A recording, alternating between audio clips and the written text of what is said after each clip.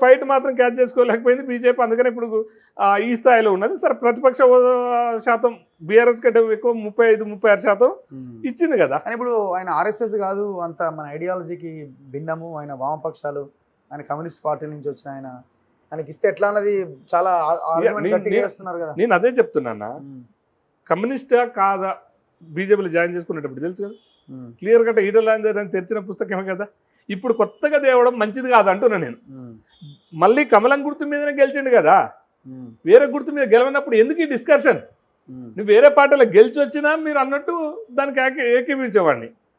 Point ఏంటంటే ఇప్పుడు ఈటల రాజేందర్ గారికైనా ఇప్పుడు బీజేపీకైనా ఉన్నది ఏకైక ఎజెండా బీసీలకు, అనగాన వర్గాలకు రాజకీయ చైతన్యం, రాజకీయ ఫలాలు అందాలి. ఈ కాన్సెప్ట్ తీసుకొచ్చేది ఏంది? బయట వరకు కాన్సెప్ట్ తీసుకొచ్చి ఆయన కమ్యూనిస్ట్, ఆయనకు అధ్యక్ష పదవి ఇవ్వద్దు అని చెప్పేసి యువతల ఎవరైతే అగ్రకులాలు ఉంటారు కదా వాళ్ళు ఈ కాన్సెప్ట్ పెట్టేందంటే ఈ బీసీలకు రాజకీయ భవిష్యత్తు లేకుండా చేయాలనే కోణం చూస్తారు వాళ్ళు. అవతల కాంగ్రెస్ పార్టీ వాడు కావచ్చు, బీఆర్ఎస్ పార్టీ వాడు కావచ్చు, ఈ రకంగా ఆరోపణలు చేస్తారు. ఇంకొకటి అంటున్నారు కదా, ఫస్ట్ ఒక 2 years అయితే ఎవరో ఒకరికి ఇచ్చేసి ఎలక్షన్స్ వచ్చే ఒక 2 years ముందు ఇంకొకరికి ఇస్తే బాగుంటుంది అన్న. అంటే అప్పుడు 3 years పీరియడ్ ఉంటుంది, మళ్ళీ ఇంకో 1 year లో ఎలక్షన్స్ వస్తాయి. పీరియడ్ 3 years కదా, 2 సంవత్సరాలు ఉంటుంది పార్టీ, నేషనల్ పార్టీ 2 నుంచి 3 వాళ్ళు ఎక్స్టెండ్ చేసుకుంటారు. అది అని ఇప్పుడు బీజేపీ పరిస్థితి ఏంటంటే ఇక్కడ గ్రాఫ్ ఎంతవరకు పెరుగుతుంది, పార్టీని పైకి వస్తుందా, గ్రాఫ్ తగ్గుతుందా, ప్రజా ఉద్యమం చేయడంలో ఎవరు కీలకంగా ఉన్నారు, రేవంత్ రెడ్డిని గద్దె దింపడంలో ఎంతవరకు పాత్ర పోషిస్తున్నారు, సో ఆ రకంగా ప్రజలలో ఎంతవరకు చైతన్యం చేస్తున్నారు, ఈ రకంగా చూసి ఇంటెలిజెన్స్ రిపోర్ట్స్ ఉంటాయి, పార్టీ మీద సర్వే ఉంటుంది, ఏ నాయకుడు ఎవరి దగ్గర పనిచేస్తుండనేది ఉంటుంది. ఈ రిపోర్ట్స్ అన్ని చూసి తీసేస్తారు తప్ప వీళ్ళు మన నోట్లో ఇది ఉంటాం.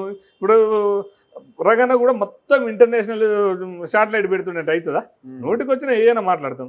కానీ అక్కడ జెన్యున్ ఏం జరుగుతుంది అంటే ఇక్కడ ఎవరు పని చేస్తున్నారు, ఎంతవరకు పని చేస్తున్నారు, వాళ్ళ మీద వీళ్ళతో లీడర్లతో కొల్లిటి అయి పని చేస్తున్నారా, ఇవన్నీ గమనిస్తారు. కాబట్టి ఆ పదవి ఉంచాలా తెంచాలనేది చూస్తారు. అర్థమైందా? వర్గ పోరు ఎక్కువైనప్పుడు, ఈ లీడర్ని పని చేయనప్పుడు, ఈయన పని చేయాలని చూసినా కూడా చాడీలు చెప్పడం వల్ల ఆ ఎలక్షన్ డిస్టర్బ్ అవుతుంది అని చెప్పేసి తీయొచ్చు.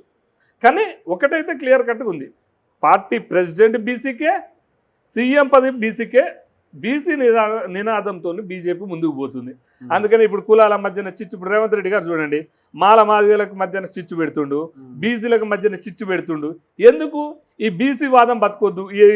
ఇప్పుడు రేపు మాపో ఎస్టీలకు, లంబాడ, కోయలకు, గోండులకు కూడా పంచాయతీ పెడుతుండు రేవంత్ రెడ్డి. ఈ పంచాయతంతా పెట్టి కూడా ఈ వ్యతిరేకత అనేది పోకుండా మళ్ళీ ఈయన ఎలక్షన్లకు పెట్టుకుని ఇటలని చేస్తే ఇప్పుడు రేవంత్ రెడ్డిని అటు కేసీఆర్ అందరినీ ఎదుర్కొని నిలబడగలుగుతారు. ఎందుకు ఎదుర్కోలేడు? ఇప్పుడు రేవంత్ రెడ్డి కంటే క్వాలిటీ ఉన్న లీడరే కదా ఈటల. ఓకే, రేవంత్ రెడ్డి కంటే ఎక్కువ క్వాలిటీ ఉన్న లీడరే కదా రేవంత్ రెడ్డి. 420 ఇప్పుడు ఓటుకున్నట్లు లాంటి కేసులు లేవు, లేకపోతే బ్లాక్ మెయిల్ కేసులు లేవు. ఈటల రాజేందర్ తెరిచిన పుస్తకం ఆయనది, తెల్ల పేపర్ లాంటిది. ఎందుకు క్వాలిటీస్ లేవు? రేవంత్ రెడ్డి ఎదుర్కోవడానికి పెద్ద కొండమ్మ కూతురు రావాలా?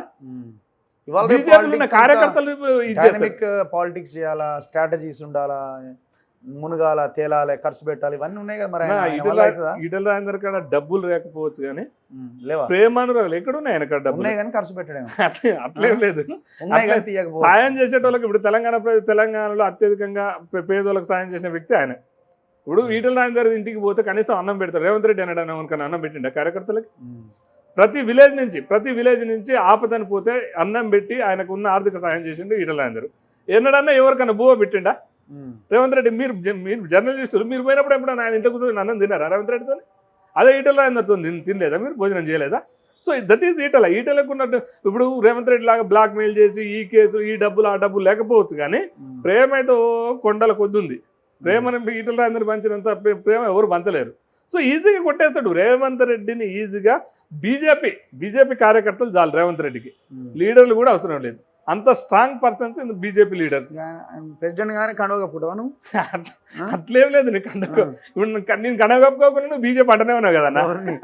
అంటే నీ కండువ ఉన్నా, నేను ఉన్నా లేకున్నా బీజేపీ రావాలని, బీజేపీలు ఉండాల్సిన అవసరం లేదు. బీజేపీ ఒక వ్యక్తిగా, ఒక సామాన్యుడిగా, ఒక బలహీన వర్గాలు ఎవరు కూడా బీజేపీ రావాలని కోరుకుంటారు. ఇంకా రెడ్లను ఎంతకని మోయాలి చెప్పన్నా? నువ్వు చూడు, నువ్వు నల్లగొండ జిల్లా పుట్టినావు. నల్లగొండ జిల్లాలో బీసీగా పుట్టడం మహాపాపం. ఎస్సీ ఎస్టీల కన్నా ఒక రిజర్వేషన్ ఉందాడ, బీసీలకు ఏమైనా ఉన్నదా? నువ్వు చూడు ఎన్నటి నుంచి ఇన్ని రోజులు మాట్లాడుతున్నావు. బీఆర్ఎస్లో కూడా 2 ఎమ్మెల్యేలు ఉండే, యాదవ్స్ ఉండే, బీసీలు ఉండే, యాదవ్ ఉండే, ఓ గౌడ్ ఎంపీ ఉండే. కాంగ్రెస్ వచ్చినాక 2 రెడ్లు ఎంపీలు, ఉన్న ఎమ్మెల్యే అంతా రెడ్లు, ఒకడు బీర్లైలయ్య బీసీ.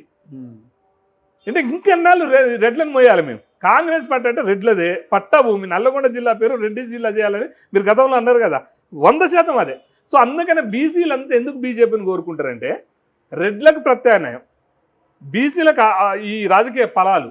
ఎన్నాళ్ళన్న సీఎం పదవి ఒక 60 ఏళ్ళు 70 ఏళ్ళు ఇక జీవితం.